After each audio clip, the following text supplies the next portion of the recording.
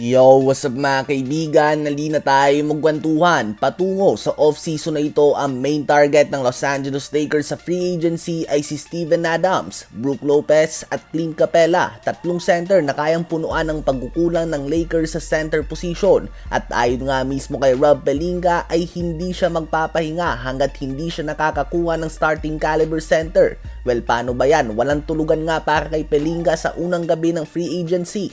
Dahil si Brook Lopez ay patungo na sa LA, sa Clippers nga lang at hindi sa Lakers. Si Steven Adams ay pumirma na ng contract extension sa Houston Rockets at tinanggap naman ni Clint Capela sa Houston Rockets ang 3 years $21 million contract.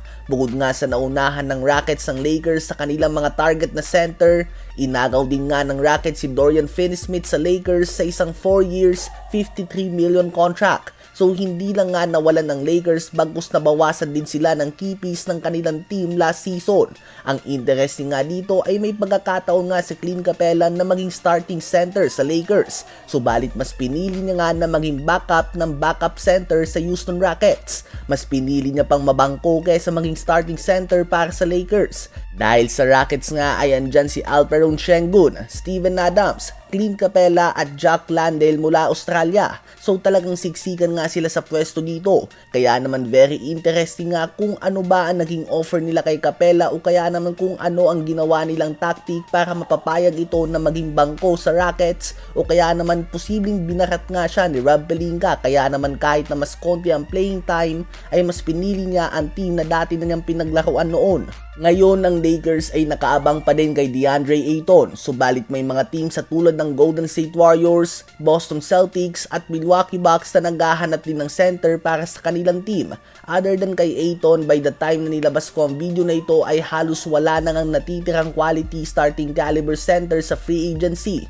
Ganun pa man ay hindi din naman imposible na gumawa ng trade ang Lakers dahil matapos nga nilang kunin sa free agency si Jake LaRavia ay mukhang patungo na nga sa trade si Dalton Knecht, considering na pareho ang kanilang tangkad at style of play nila Ravia. Siksikan din nga ang wing position para sa Lakers at isang team na interesado kay Dalton Knecht noon ay ang Utah Jazz. Pwede nga si Knecht na maging centerpiece ng isang trade deal involving ang 7-footer center ng Utah Jazz sa si Walker Kessler. Ito ay kung interesado pa din nga ang Jazz kay Knecht matapos silang i-draft si Ace Bailey na kaposisyon nito.